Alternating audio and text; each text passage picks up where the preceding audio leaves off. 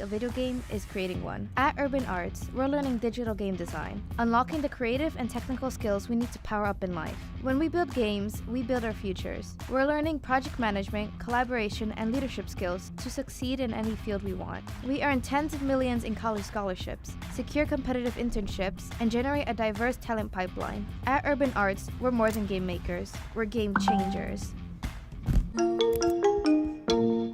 Hi, and thank you so much for joining us today. My name is Amy Patterson, and I am Chief Program Officer at Urban Arts. We're a nonprofit based in New York City, but we're located in schools and in communities just around the country. And we focus on game design as a pathway to college and career. And so this week, we are so excited to have special guests with us to help celebrate Computer Science Education Week.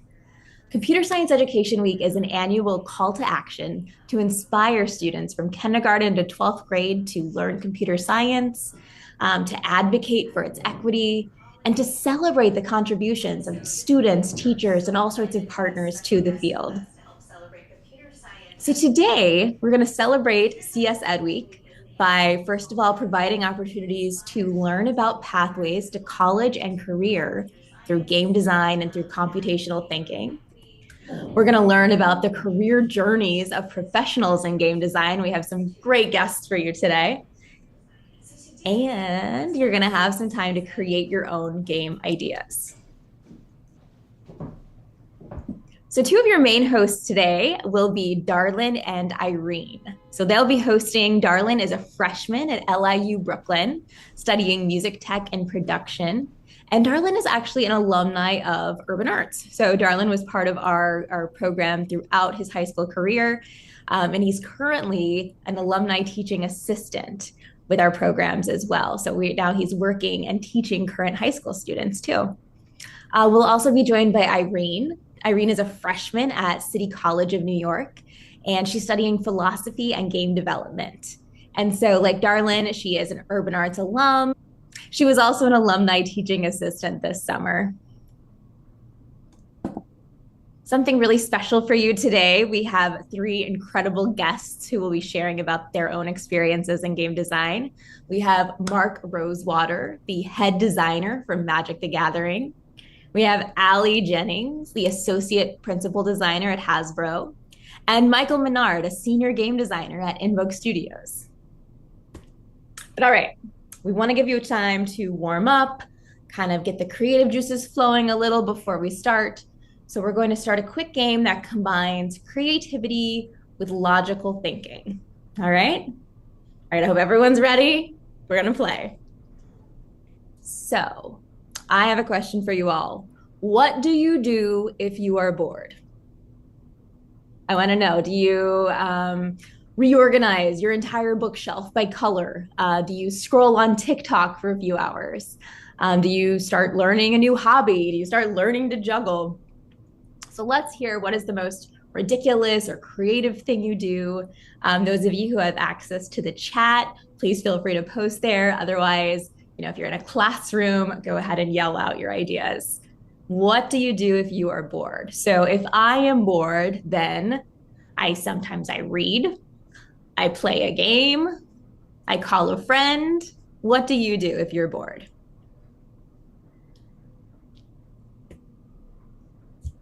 All right. So hopefully you have some ideas there, whether it's something really simple and straightforward or something more complex.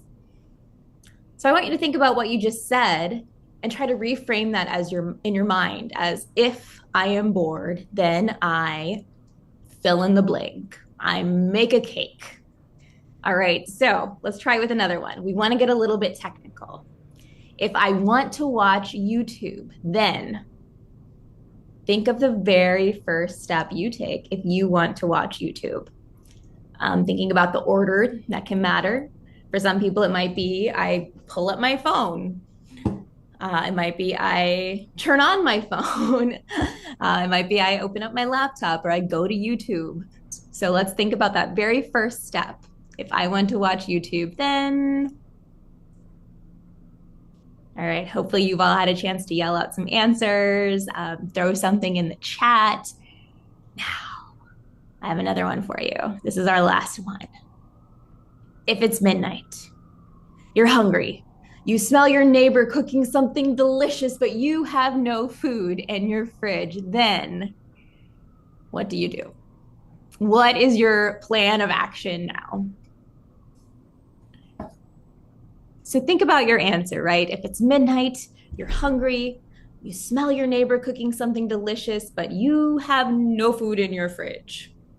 Mine might be I cry, right? I'm like, oh, it smells so good. Or I go make something. I run to a local store or bodega and pick something up. Some of you might be like, I ask my parents, what can I have for a snack right now? What do you do? So think about that. We once had someone say that they would begin slowly stealing food from their neighbor, like a little mouse, like just a little bit at a time, so they don't actually realize it. It was a very complex answer. Yours can be very straightforward or very complex. Either way, think about this if then type of statement. If this, then what? All right. And that is bringing us into this idea of conditional statements. And that's something you'll see a lot in computer science and game design as well. All right. So if then statements, like we just used, they're essential for creating structure and sequence. So games tend to be a series of if then statements. So, a very classic example, when I was a kid, I loved to play Candyland. I used to, imagine myself in the Candyland world all the time. So in this game, what you do, you're drawing those cards to move your piece along this really colorful, winding path. And if you draw a card with a certain color, then you're going to move your piece to the next space of that color. All right, so there are a bunch of different, specific rules, and they involve decision making based on that if-then type of logic. All right, so an example here: if the player draws a red card, then they move to the next space, the next red space on the board. You can really clearly see this in a lot of video games as well when you're looking at the different actions that you may take, or that based on what's happening in your surroundings, based on what you want to happen in your surroundings. So this is applicable whether you're looking at a board game or a video game.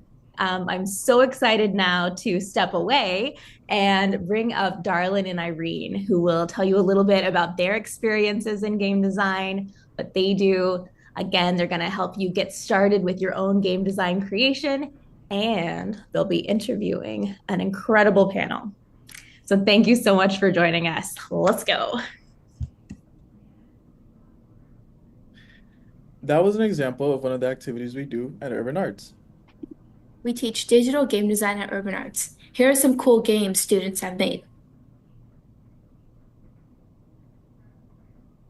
We're very hands-on, and we do this through coding. We use Visual Studio and C# programming language for coding. For our animation, we teach animation using Blender.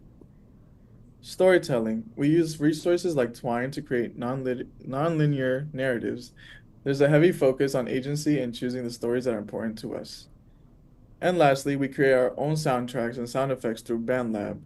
But as a fun fact, we also do have a room called the Sound Booth where our students can have the space to learn more about creating music.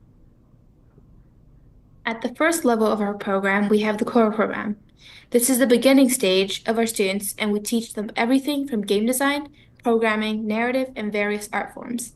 Students learn how to make their own pixel art, character sprites, music, and sound effects.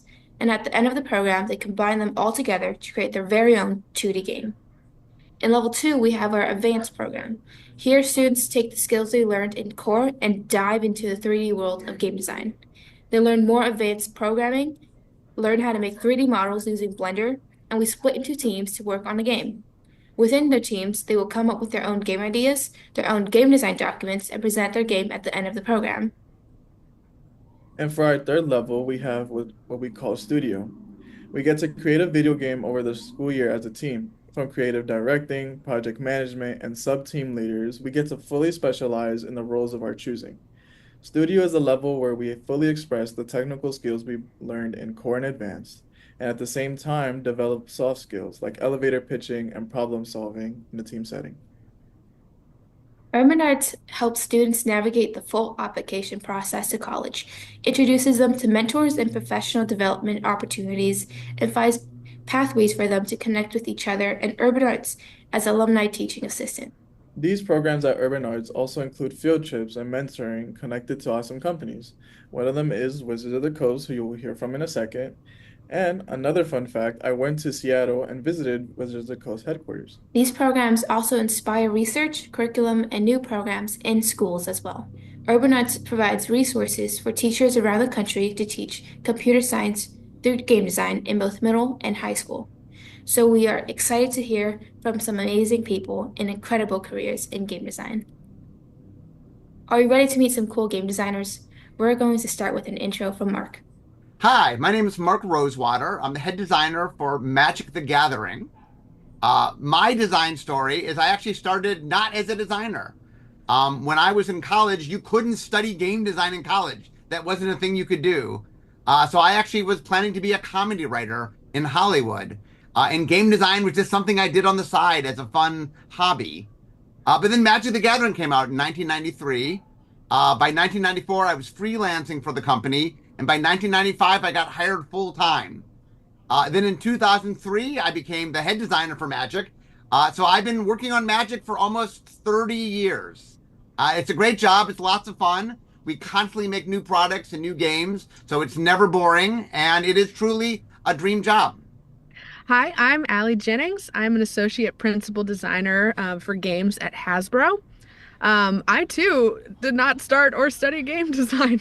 I went to school at the University of Cincinnati for automotive industrial design, which is very clearly not what I'm doing now. But through the co-op program at my college, I discovered toy design at Tomy, which is a company in Chicago, and I fell in love, was absolutely hooked. And so out of school, my first job was at a toy and game inventor studio in the UK, where I got a taste of a little bit of digital integration for the first time. And not long after that, I was hired at Hasbro on the toy side of the business, where I worked on integrated play. So physical toys that have a digital experience tied to them. Not long ago, but about, I guess, 7 years ago now, I moved over to the game side of the business at Hasbro. And since then have done just about everything. So anything from a preschool game to an adult strategy game. I've done a wide variety of things, including some of my favorites, which is, you can see here, a D&D game. I'm a big D&D fan, and I got to design one for kids as like an introduction to the world, which was very cool. But for the last 4 years, I've specialized on digitally integrated physical game experiences. So games that have physical components you buy in a box, but come with some kind of app connected to it that just brings the experience to a new level and kind of unlocks new play. So that is what I focus on, smart games. Hi, everyone. My name is Michael Menard. I'm a game designer at Invoke Studios, which is a video game development studio, part of Wizards of the Coast. We are working on a Dungeons and Dragons game. I will complete the trend by also having not started, at least studied in video games. I initially went to school in film in college, and sometime after that, a friend sent me and reminded me that in my elementary school yearbook, I had mentioned I wanted to be a video game designer when I grew up, and something jogged my memory, and I went into games. I did a very, very quick 1-year intensive in game development that was fairly general, reached the end of it after having done art and animation, all those things, and said, I think I want to be a designer, and was lucky enough to have a teacher that gave me an internship on an independent game that he was working on at the time, and that helped get my foot in the door. Eventually found a studio that would give me a shot, and now I get to live every day, living and breathing D&D out and inside of work, which is everything I've ever wanted. Now that we've met the experts, let's try making a game ourselves. What makes a game a game? All games have 4 basic elements: goals, rules, a challenge, and something called mechanics.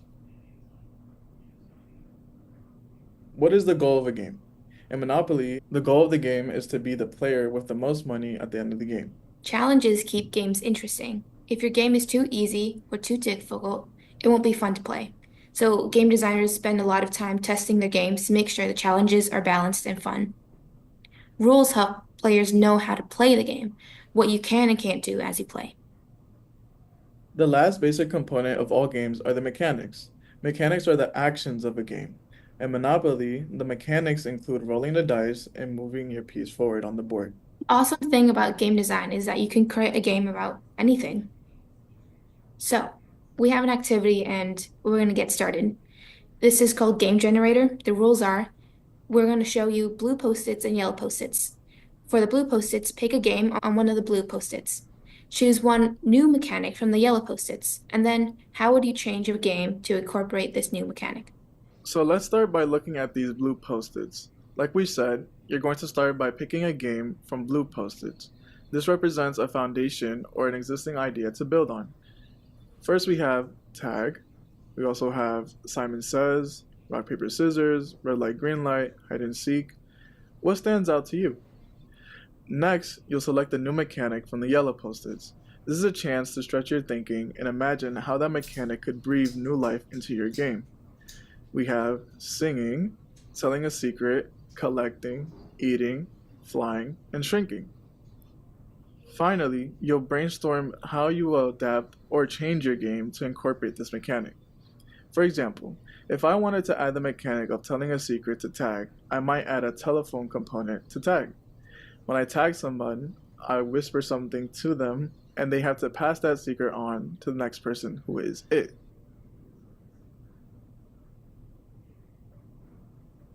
What if you add singing to hide and seek?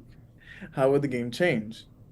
Okay, you will have some time to brainstorm and invent a new game. We'll also paste these in chat for you. As you create, we'll be talking with our guests about their own game design process and their experiences creating super cool games.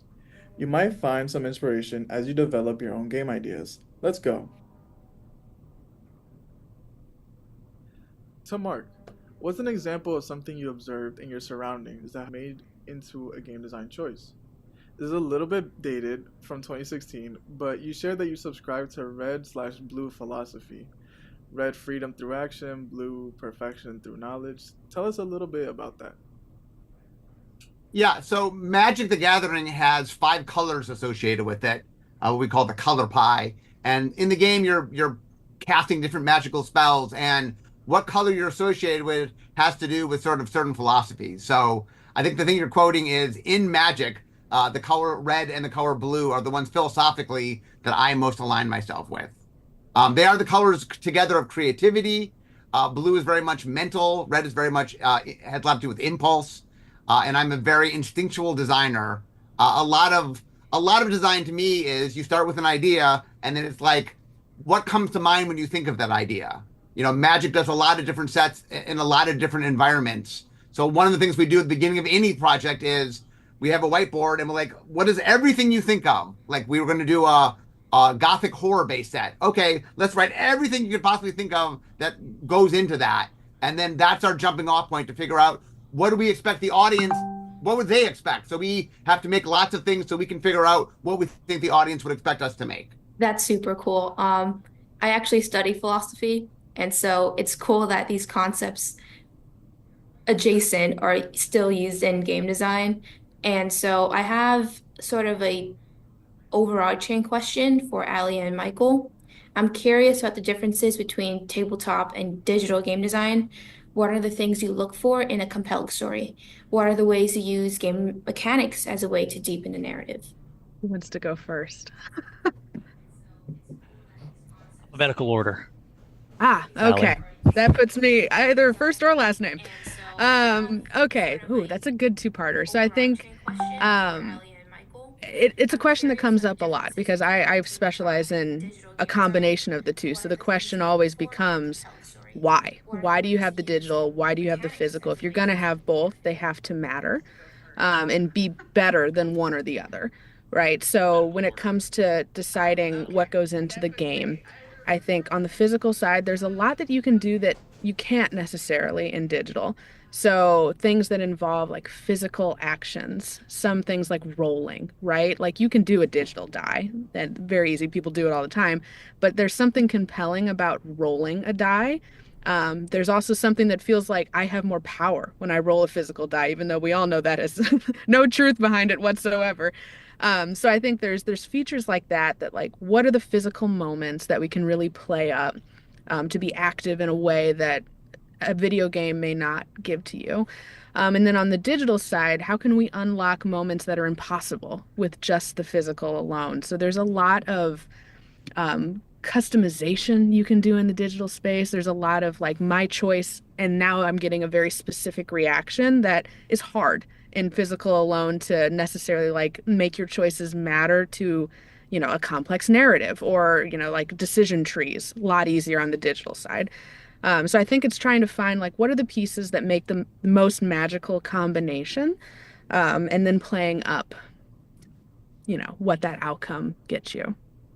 I'd say you did. I think it's a great point about reactivity being something that's, let's say, easier in digital. Baldur's Gate 3 is a perfect example of, you can see the profound impact a game can have when it can surprise you because it can handle all these things on the back end without you knowing, right? If you're playing a board game, and some of my favorite board games have narrative components, and legacy games exploit this to great effect, and they do their best so that you don't spoil yourself, right? And you're flipping through the book and covering parts of it, right? So you can still get that, but when it's a game, we can completely have all these things be completely novel and not have to pull back the curtain. You don't have to see the sausage, you don't have to see the wiring. It's just going to be the unmitigated experience that you can be completely immersed in.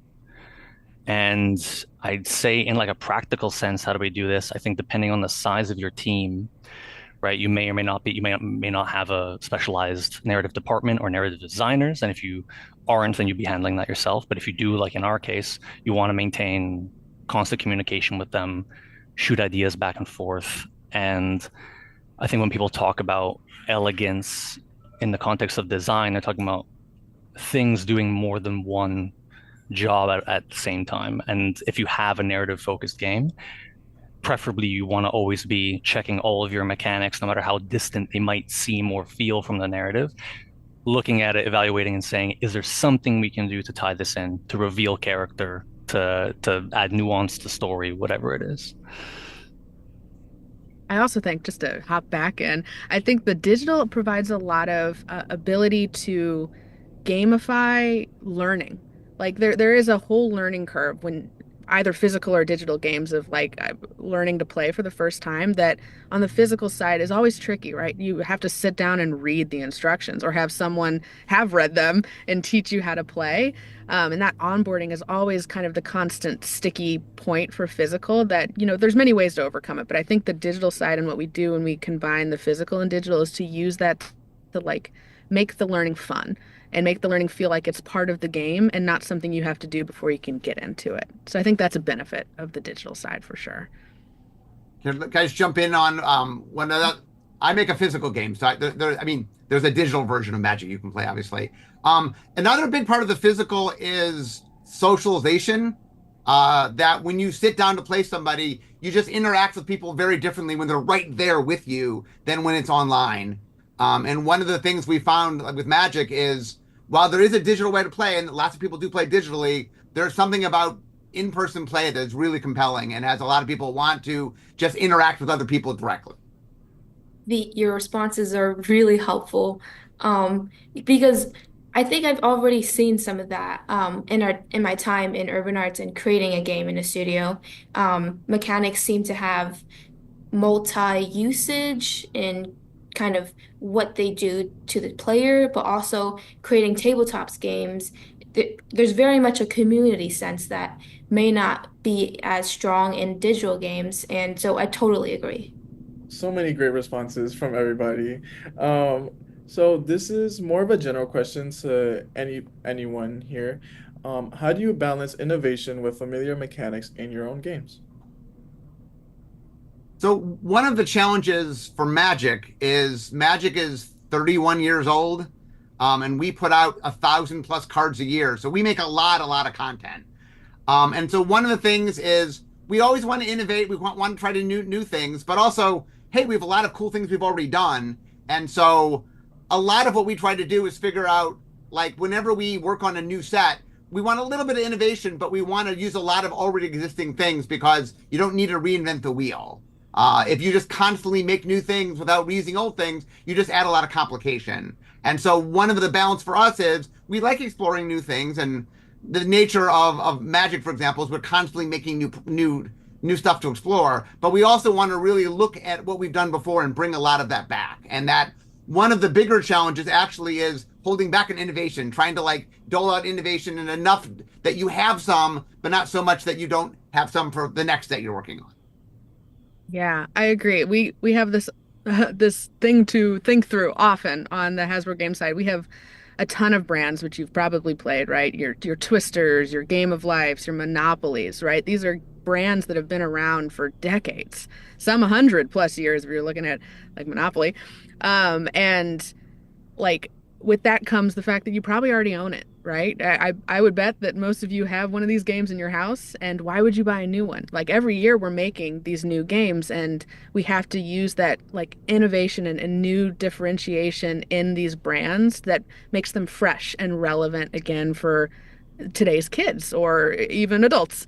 So I think like one way we do it, because it is very much a balance, you want to keep those like core aspects of the brand, and every brand has them. I'm sure Mark and Mike could tell you the key tenets of D&D and Magic, the things that make it recognizable to its players. And it's like finding those, how do we make those in a new form? How do we maybe take one of them and really change it up? And that is the newness and freshness. So like we just did Twister Air was the big game that I helped with that launched last year, which like Twister, colors, dots, floor mat. I'm sure you're all relatively familiar with it, but our twist was like, how do we age it up? How do we keep the spots and the colors and the hitting the spots and the twisted nature of getting everybody tangled up, but let's get rid of the mat. There's no mat in Twister Air. We instead use AR, and it's in the living room. You're just doing all the things. It still feels like Twister, still has that brand DNA, but it has a whole new twist that makes it innovative and new for new consumers.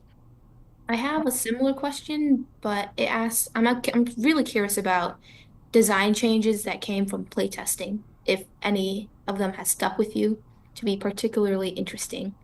Yeah, so the way Magic works, we have about a 3-year process between the very early inklings of what we're doing to the finished product that we put out the door. And we are constantly playtesting. Part of the iterative process basically is you make something, you play with it, you get feedback on it, and then you make changes based on the feedback. And you do that. And we have 4 different stages of design. We've called exploratory design, vision design, set design, and play design. And there's play testing at every single level. And there's a point at which we get outside people. At first, there's people outside the team, then outside the department, then outside the building. And we're just trying to get a lot of different people to give input on what do they think and what do they like, because so much of making the design work is putting it through its paces and finding the best version of what you're trying to do. I don't have any specifics that jump to mind or that I can mention at the moment, but I think 2 things come to mind. One, I think in the case of digital, I think controller controls is a very interesting one, because if a great example of something that is often you're seeing the conflict between innovation, let's call it, and convention, where when selecting the controls for a game, you have to be hyper aware of what people are used to, right? Of the preconceptions they're going to have, their muscle memory.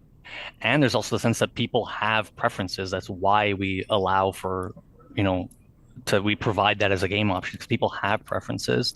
So it's always an interesting exercise within the team trying to come to consensus there, and of which you will never have a complete, a unanimous decision made. But it's always interesting testing hypotheses, going to play test, and then seeing that pie chart and discussing it is always really interesting, because you have something where you can get objective data about ultimately extremely subjective content. And I'd also say it makes me think that think about in the context of playtest, they're also so interesting when it comes to what I like to call problem and solution, which is as you'll always deal with if you're dealing with a team, if you're designing on a team, you might not have the same idea about how to solve a problem, obviously, and that's its own process. But the interesting part is that sometimes we might not even realize that we haven't actually agreed on what the problem is. And any designer can tell you that finding the root cause of something is, maybe half of what makes up their job, is being trusted as the person that can tell you that I realize that what you're getting might seem like the problem, but it's actually a symptom of some underlying or seemingly unrelated left field thing that is actually through this Rube Goldberg machine eliciting the response that you're so worried about, right? Yeah. I think a problem that I have run into and changed drastically out of playtesting. I was working on kind of a narrative-based game. It was an adventure game where you're playing a character, and the big tech we were using was voice integration. So there was a lot of elements of like you were responding to a voice reactive system and giving inputs and listening and doing that back and forth. And we found in testing that the words that we were asking kids to say, the system couldn't recognize because there is like with the age grade that we had put on this and the technology itself and its ability to recognize and it just being stronger with adult voices versus kids because there's a whole load of like variety when you get younger and younger about how strong that tech is, like an Alexa system. We found that kids were saying the words and they were close to right, to be honest, but they just couldn't be understood. And so we hit some major issues where the tech were like, we couldn't move forward because they were giving an input and that input was not recognized. So it totally restructured how we did the back and forth of the game. Like we restructured all of the scripting to result in like yes, no, the kind of responses where we would guide it. So the outcome was still the same, that it was magical. Like it asked you a question or said like, you're trying to do this. And then you would say yes. And it felt that you got the magic that it knew what you wanted and you got to tell it what to do, but it didn't require us to stretch the tech past its capabilities. So that was and we would have never found that out if we hadn't put it in front of 8-year-olds and asked them to say some words. Truly, like amazing. It's really great to hear all your stories and how it can help, us game designers and as well like the ones that are out there, who are like actually really interested in like finding these types of like advice that could help them in their own processes. Um, I wanted to ask, how important is it for a new game designer to specialize in a specific area? This could be like level design, system design versus being like, a generalist. Um, I I hope this doesn't come off as unhelpful because I'm going to give you that both are true answer, because I think it entirely depends on what the studio in question is looking for. I've spoken with schools before when they've been evaluating the curriculum, and obviously it's something that's front of mind for students is like, yeah, so how can I increase my chances of finding my spot? And the thing is that I can say I feel like, and anecdotally, I've noticed a trend towards more specialized design roles now than there were before. Obviously, your mileage may vary depending on the size of the company, right? So the larger the design team, more likely there will be that you'll specialize. And if you end up if you're working on an indie project and you're the only designer, you'll be doing everything, right? But I think it really does depend because, in some cases, a team or a studio might be looking for someone that doesn't have a particular inclination and they want to help mold them or tutor them in whatever it is. And in some cases, they might that could, in theory, be the deciding factor, but more from, obviously, it won't come necessarily from experience or expertise, but within interest, right? So that's why I think it's worth that. I don't think being a generalist is ever to a disadvantage, but if your passion or your interest lies in a specific field, I would definitely make it known, because that can really help someone know that you'll be motivated and that you're going to follow what you love. And it's really useful to know that when we're potentially looking and selecting, candidates for a position. On the physical side, I would say we don't have those titles. So the breakdown, I think if you're going pure digital would be the different. But if you're interested in the physical side or like a combination of the two, I think a general is probably good. Like if you're looking at a company like Hasbro Gaming or even Mattel Gaming, I think they're more likely looking for that person who can kind of jack of all trades it.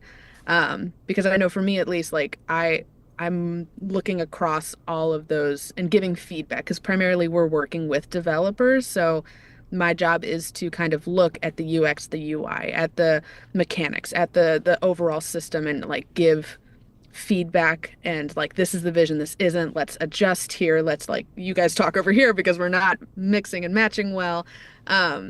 So I think for me, like coming in, especially new, onto the more physical side of games, and this could be different for Mark as well, but like I found that I didn't know what I wanted to do when I first joined, and I was just here to absorb. And I just every opportunity I had, I was like, yeah, I'm gonna watch like a hawk and take in like what are you doing as a producer? What are you doing on a strategy game versus a preschool game? And then over time, I was able to figure out what I was most passionate about, and then start to focus in on that and get more and more experience. So that has kind of worked for me, but I know this is a little different from the more studio digital side of things. Okay, let me talk for Wizards, which is a pretty big company. Magic R&D is over 50 people, and the larger, what we call the Studio X team, is like 150 people. So we have a lot of people working on the game.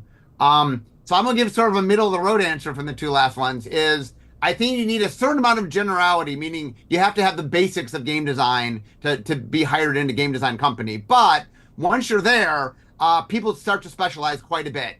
And that one of the things I always say is it's good to have skills. It's good to find things you love and get really good at them, because when you get into a larger group, you can let those individual skills really shine. For example, for me, my background was writing. I originally wasn't even going to be a game designer, right? I was going to be a writer. So I've really leaned in to writing as a skill. And so I have a weekly column that I write every week. And I do a lot of writing in my job, and I've sort of hooked my skills that I brought to the table. And then my job is slowly morphed more and more to do the things that I'm strong at. And so especially in a bigger company, it is good to have those individual skills, but layered on top of a general game design, because to get in the door, you have to have a certain amount of game knowledge. I'm gonna echo what Mark said about skills, because I think it's such a great point, because having the design toolkit is what is valuable about you as a designer, right? Like that is universally going to be useful to you, whereas experience specifically on certain projects may or may not be, depending on what you're working on, right? Like what you're hired for is the process and your brain. Because if I pluck you off of Crusader Kings and put you onto Sifu or put you onto Call of Duty, those games are totally different. But what we want is the critical thinking. We want the analytical skills, right? We want you being able to articulate ideas clearly to the team and have a sense of enthusiasm about those ideas. So that will be useful to you no matter what the specifics of your studio, your game, or even your medium, right? We're talking about different formats, right? There are I would say most of design is universal and the medium is secondary. And another thing I would stress is what you get hired to do and what you end up doing are not necessarily the same thing. When I got hired at Wizards, I was hired in Magic back in the day. We had sort of the beginning part of the process and the end part of the process. And so design was called the beginning and development was called the end. I was hired as a developer.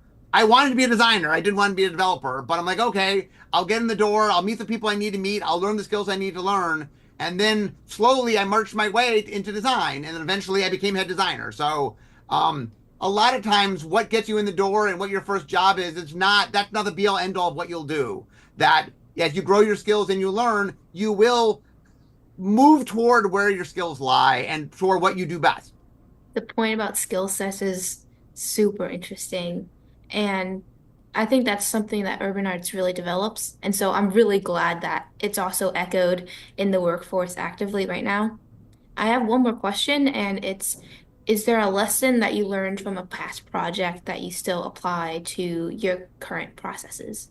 I mean, I think I have a podcast that I do, and every once in a while I do a thing called Lessons Learned, where it's the whole podcast about everything I learned from one project. And over the years, I've worked on many, many projects. So The one I'll say is I was working on a set. It's called Scars of Mirrodin for the Magic players out there. And originally the set was supposed to be something completely different. And I was really having trouble with it. My boss basically gave me like 2 months to solve it, or he's going to replace me with somebody else. And I finally came back and I said to him, we're just making the wrong thing. This is the wrong thing. This thing that we're making should be 2 sets later. We should tell the story. We should start at the beginning, rather than at the end of the story. And I convinced him to completely change what we were doing. And the correct answer was, we just were doing the wrong thing. And it took me a while to sort of stand up and go, hey, we're just making the wrong thing. But, and that was a really important lesson for me as a designer, saying, just because you're given something as a constraint doesn't always mean that constraint is correct. I have one. I think that it's essentially about having awareness of your perspective, so that you can potentially correct for it, and also to better collaborate with your teammates. So on a project, there was a big effort to try to have the design owned by more than just the design team, right? Opening that up so that the whole team could contribute and own the design of the game. And long story short, speaking with someone in art, and I had been sort of prodding them for, well, what do you think we should do here and whatever, and it made this person uncomfortable having that agency. And I had to realize that, like, well, this isn't necessarily something that other people want to do, right? And people have different wants, and they have different proclivities, they have different perspectives, right? And this is about asking people how they work best and what they're looking for from that partnership, right? In that instance, we came to realize that what they were looking for was they wanted something more quantified. They wanted something that was like, hey, let me know what to produce, right? I'm a content creator. I want to create. You can tell me, and I'll just want to make small tweaks here and there, but I don't want to be the one that decides. That's not what my interest is or my expertise is, right? And this goes to asking people how they might better take in information, right? We're known for wanting to make GDDs, right? This is why there's no universal format. So one of the reasons why there's no universal GDD template, right?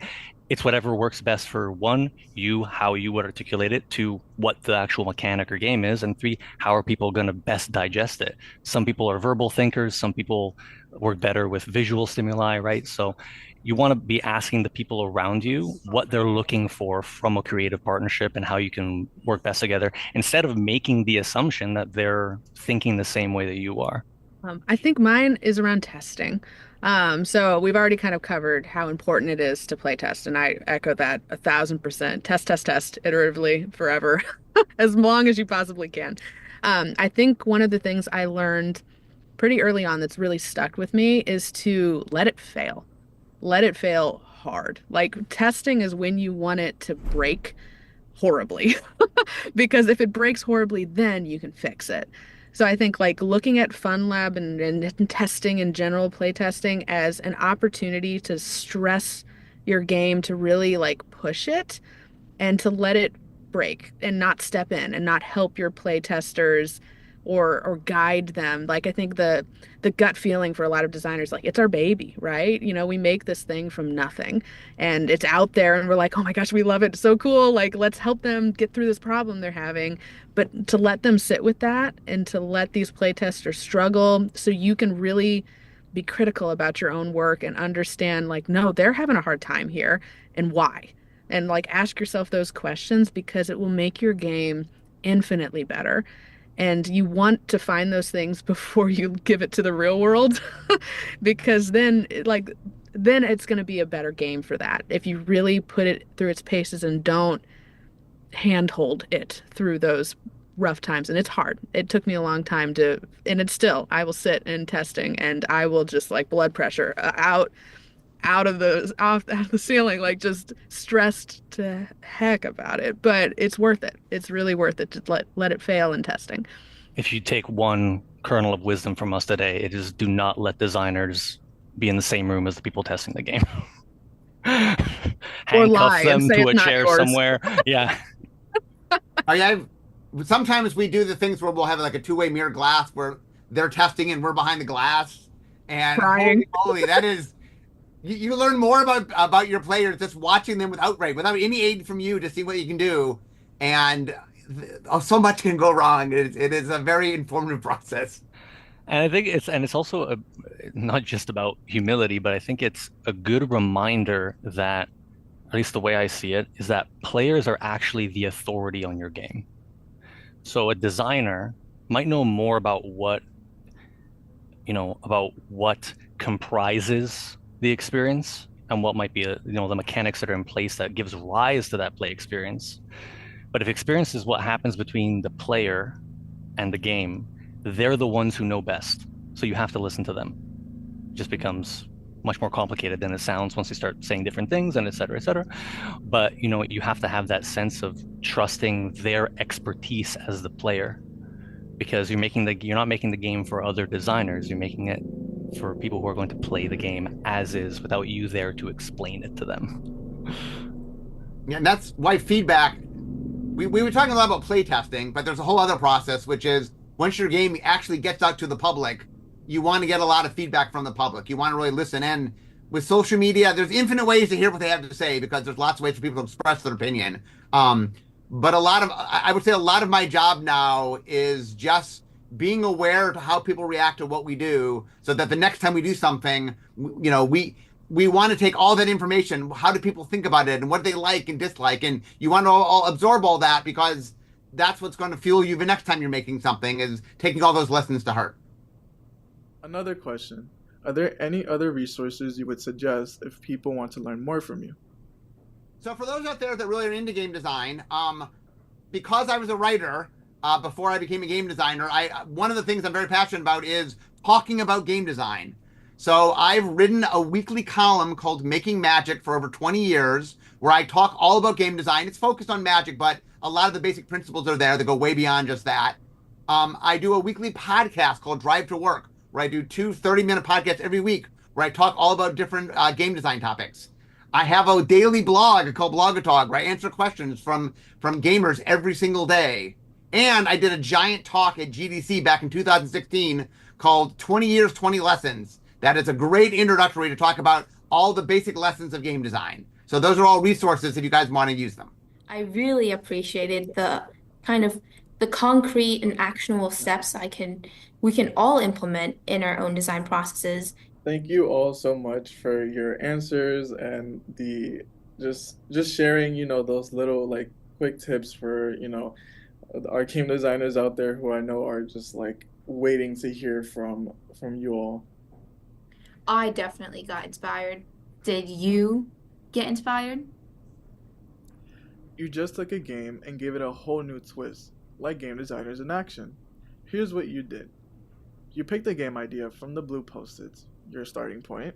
Then you grabbed a brand new mechanic from the yellow post-its, something to shake things up and challenge your creativity. Finally, while learning from some of the best, you mashed it all together to create a reimagined game that's totally unique and all yours. Now, take a second and think. What was the coolest game idea you came up with? What made you go, whoa, that actually works? Or maybe, this is wild, but I love it. We want to hear from a few of you. Tell us what game you started with, the mechanic you added, and how you made it work. Let's hear those awesome ideas. Please post it in the chat. This whole activity was about experimenting, being bold, and saying yes to crazy fun ideas. That's what makes game design innovative and computer science so exciting. It's all about trying new things, occasionally even breaking things, and building something new. I now want to show you the game Darlyn and I worked on when we were in the studio program of Urban Arts. Just a Mind is based on Cartesian dualism. We are thinking things with physical bodies. It's a side-scroller platformer stickman game where you are a mind with a body traversing the world. I was creative director and narrative lead. I learned how to bring together the different elements to craft a cohesive and compelling story. My favorite aspect of this process is getting to know the people behind the work. As much as it was a role to oversee and manage from a wider perspective, I got to appreciate the personal investments we put into the game. Hey, Darlyn, I think that went really well. Thank you, and happy CSEdWeek. Thank you to Hasbro, Wizards of the Coast, and Invoke Studios for your insights. I definitely learned a lot today, and I hope you all did too. For any of you interested in learning more about game design and urban arts, be sure to reach out. Thank you for playing, experimenting, and sharing. You are all really great at this. We can't wait to hear from you.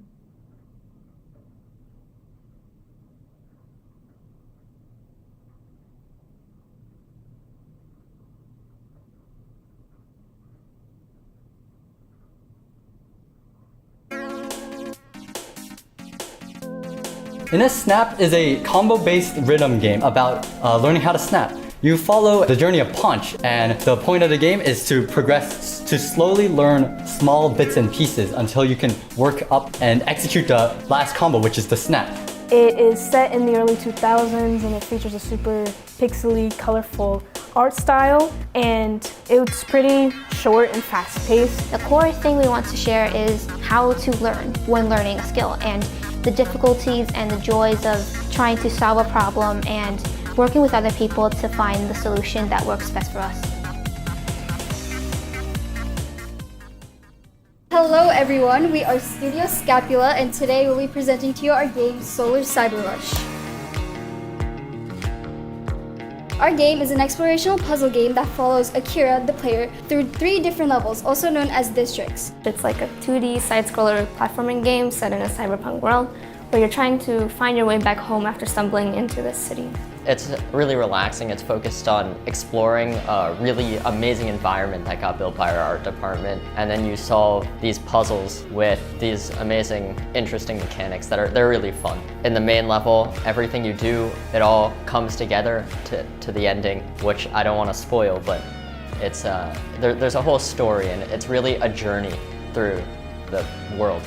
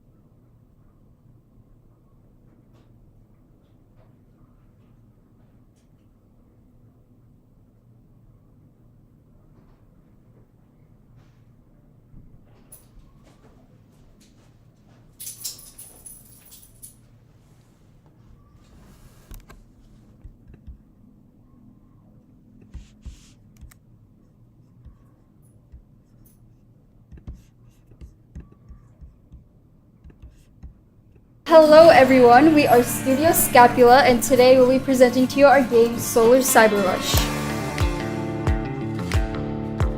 Our game is an explorational puzzle game that follows Akira, the player, through 3 different levels, also known as districts. It's like a 2D side-scroller platforming game set in a cyberpunk world where you're trying to find your way back home after stumbling into this city. It's really relaxing. It's focused on exploring a really amazing environment that got built by our art department. And then you solve these puzzles with these amazing, interesting mechanics they're really fun. In the main level, everything you do, it all comes together to the ending, which I don't want to spoil, but it's there's a whole story and it's really a journey through the world.